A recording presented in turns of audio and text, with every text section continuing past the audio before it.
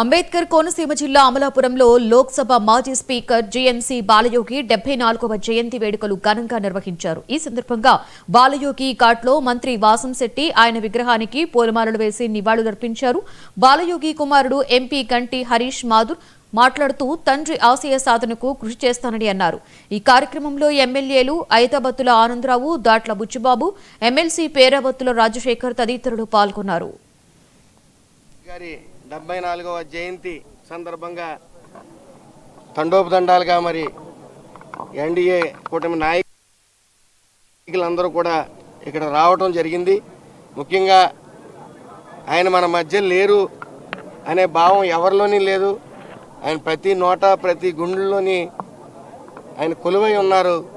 మరి ఆయన రాజకీయాల్లో అతి చిన్న వయసులో వచ్చి కోనసీమ ముద్దు బిడ్డగా మరి ముందుకొచ్చి భారతదేశానికి ముద్దుబిడ్డగా నిలిచారు ఆయన.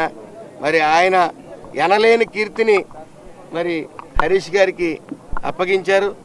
ఆయన ఆశయ సాధనలో కూడా కొన్ని ఆయన ఏ రైల్వే ఈ కూత ఈ కోనసీమ వాస్తవ్యులకి వినిపించాలనే ఆయన కోరికని మరి ఈ రోజున హరీష్ గారు అది ముందుండి అందిపుచ్చుకుని మరి ఆయన ఈ 5 సంవత్సరాల టర్మ్లోనే ఈ కోనసీమ ఐతాబత్తుల ఆనందరావు గారు, మన రామచంద్రపురం ఎమ్మెల్యే గారు, అలాగే మన మినిస్టర్ గారు మన వాసంశెట్టి సుభాష్ గారు, అలాగే మన ప్రభుత్వ విప్ ముమ్మిడివరం నియోజకవర్గం ఎమ్మెల్యే గారు దాట్ల బుచ్చిబాబు గారు, అలాగే మన గ్రాడ్యుయేట్ ఎమ్మెల్సీగా మన పేరాబత్తుల రాజశేఖర్ గారు, అలాగే మన Telugu Desam party, Janasena party, Bharatiya Janata party నాయకులు, కార్యకర్తలు అందరికీ కూడా పేరు పేరున నమస్కారాలు తెలియచేసుకుంటూ ఈ రోజున ప్రతి సంవత్సరం కూడా మనం నాన్నగారు జయంతి కార్యక్రమాన్ని ఒక పండుగ వాతావరణంగా మనం కార్యక్రమంగా చేసుకున్నాం.